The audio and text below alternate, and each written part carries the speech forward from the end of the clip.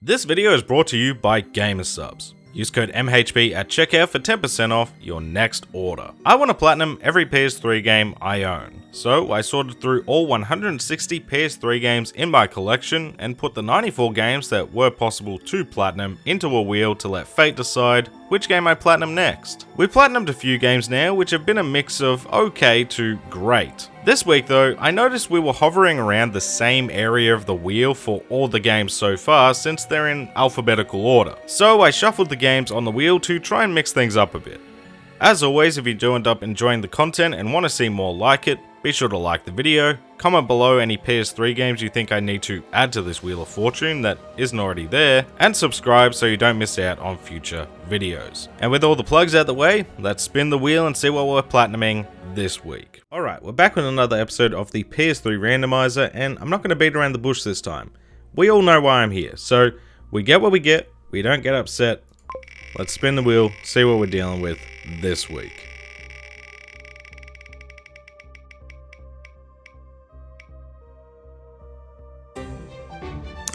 Okay.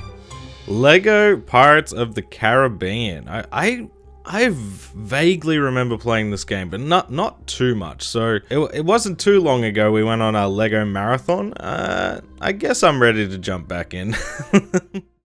Back on the Lego Platinum grind. You know it, you love it, and, well, I'll be honest, I'm just excited to play a Lego game at this point that isn't Star Wars related. Been there, done that at this point, and Lego Pirates of the Caribbean is perfect because I don't think I ever really played this one. I think a buddy of mine might have had it, or we rented it for a night, something like that. I never personally owned it, and I don't remember anything about it, which makes me think we didn't get very far into the game. But I love the Pirates of the Caribbean trilogy. 4 and 5, not so much, but the trilogy is phenomenal. I love these movies so much. I used to watch them on repeat for a good bit there in primary school to the point they rivaled Lord of the Rings for me. So I'm actually really excited to see what this game is all about. Get my Lego fix and just have what I'm expecting is a very familiar platinum journey at this point. It's not my first rodeo after all. Oh bugger. As always with any Lego game, we need to start with beating the story mode. This is really the step where you can just sit back and enjoy the game or just rush through the levels. Whichever you prefer really, because we need to play through all 20 levels again anyway, since it's impossible to 100% the game outside of free play. Now typically, I just rush through this step for that exact reason, but because I never really played this game before, this time I actually opted for the leisurely stroll approach, going through each of the levels, messing around with each new character, breaking everything in sight, getting my studs up, enjoying these films being Lego-ified, and I have to say this was great fun. Since there's only 5 levels in a movie, there's no fluff here. It's all pivotal points in the films and they all encourage you to really explore them as much as possible, even if you can't grab everything just yet. There's also a great mix of strictly linear levels with a clear point A to B approach and more open but still linear areas that let you take on the level at your own pace. All of this is to say, I spent about 8 hours with just the story mode alone and I loved every minute of it. Well, except for when this level broke on me. That was frustrating, I didn't love that at all. But let's talk trophies, and surprisingly we unlocked quite a few during this step. Right off the bat I wanted to make sure I knocked out the co-op trophy, which is just for beating a level in co-op. And yes, I did it the sad way of turning on a second controller and then playing by myself. But we did beat Port Royal in the process. Welcome to the Caribbean. And aye Captain, alright, so I know that's for the co-op level. Then skipping ahead to level 4, the level that broke on me, but also contained quite a few trophies which was something. Like watching a sunset, using a spyglass, getting eaten by a shark, and hitting a flying parrot. The Green Flash. A weather eye on the horizon. Here there be monsters. Wind in your sails. Alright. Then on the final level for Curse of the Black Pearl, defeating my 100th enemy, and ultimately completing our first film. Fight to the bitter end. The Curse of the Black Pearl. Alright, that's one movie down. Dead Man's Chest wasn't as lucrative trophy-wise, but was a whole lot of fun to complete. Probably my favourite of the lot. Getting a trophy for doing 5 backflips in a row. Try wearing a corset. Getting eaten by the Kraken 10 times. Hello, beastie. and finishing all the levels in the second film. Dead Man's Chest. Alright, that's the second movie done. We're halfway there. At World's End, we got trophies for things like firing our 100th cannonball, fire, completing the Brethren Court level, which, can I just say, weird how there's only 2 level specific trophies. The Brethren Court was also where we completed the final guard dog level and unlocked the final Elizabeth before finishing the third film. More what you'd call guidelines. Ah, you filthy, slimy, mangy cur. That feels like a slur. Hello, Poppet. Alright, 3 trophies in 1. Let's go. At World's End. Alright, we got 1 movie to go. And this about sums up on Stranger Tides. We got a trophy for beating the film. That's it. On Stranger Tides, and that is the story mode done. I will say though, as someone who doesn't care for that movie, to play it was actually alright. Not as good as the first 3, but they made it a good time nonetheless. And just like that, the story mode was complete, and we could get stuck into the meat of this platinum experience. Oh bugger.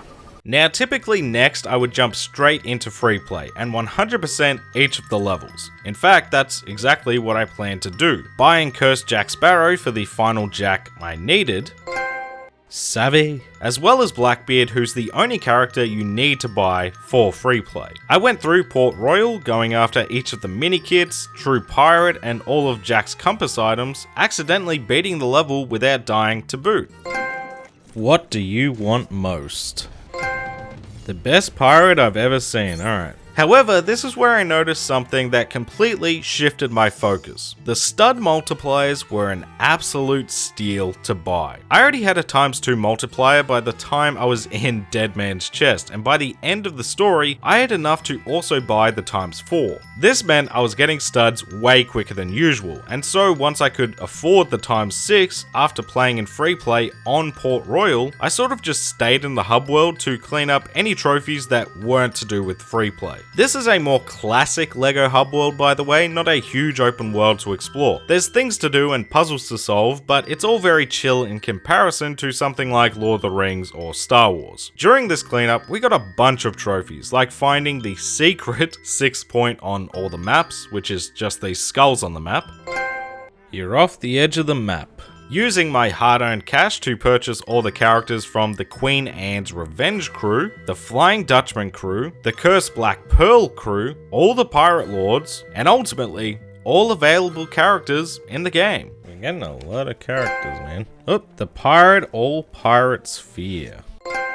Do you fear death? Believing in ghost stories. Parlay. And the Brethren Court. Alright, so that's all the characters done. Cool. Woo! This was a breeze. You just sort of sit around in different areas and new characters will just keep on walking past you, and since already at this point money wasn't an issue, I just kept buying them. This led me to test out a custom character. A Pirate's Life for Me. Use Jimmy Legs to whip Will Turner 5 times. 5 lashes be owed. Collected all 20 red hats, which just involved doing the little puzzles scattered around the hub world, most of which you can do by accident. You may throw my hat. Went back to Port Royal to beat the level with 0 studs, which was way more annoying than beating it deathless. You can pick studs up, you just have to end with 0, which is easier said than done. Your character always picks up at least a tenner after you die. There we go, the worst pirate I've ever seen. That one is a weird pain in the ass, that one. Used all our newly acquired seafaring characters to walk on the seabed. There we go. Gents, take a walk. Played a level with all the red hats turned on. Played being a loose phrase. You just need to boot up a level and it'll pop right there and then.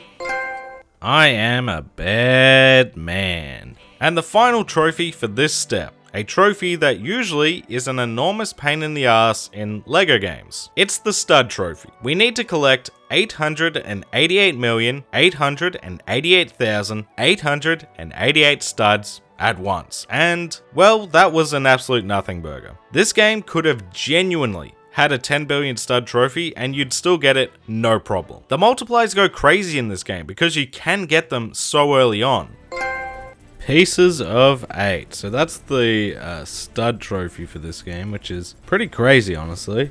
It's it's not even 1 billion. But that was the end of my cleanup era, and it was finally time to enter. Oh, bugger.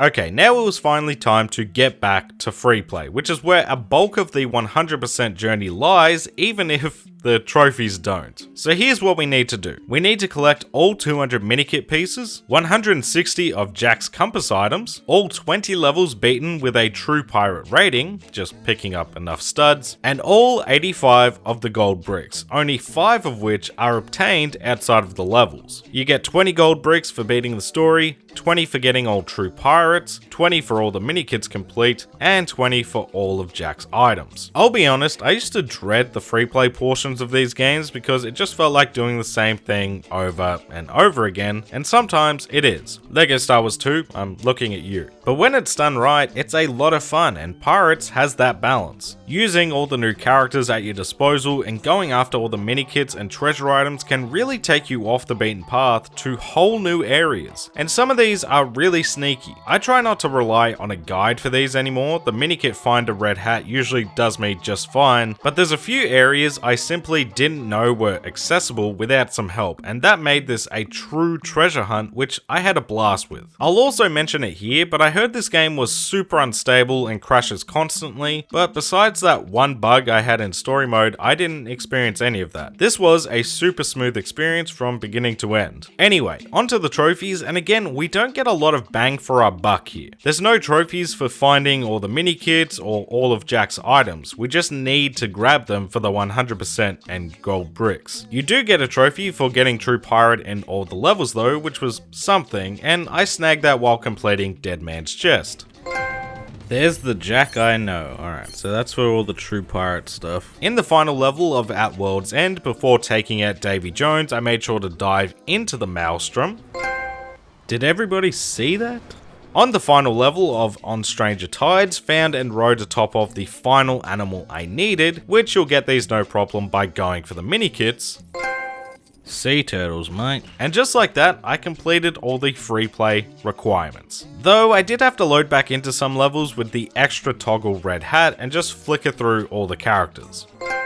There we go, and really bad eggs. I thought it was just for doing this, but you actually need this red hat on. Okay. Well, the more you know. As I said though, an anticlimactic end to free play, and that's just because the final gold bricks are all in the hub world and they're just sitting around near the minikits. So I broke open all the minikit boats and had a sail around with each of them.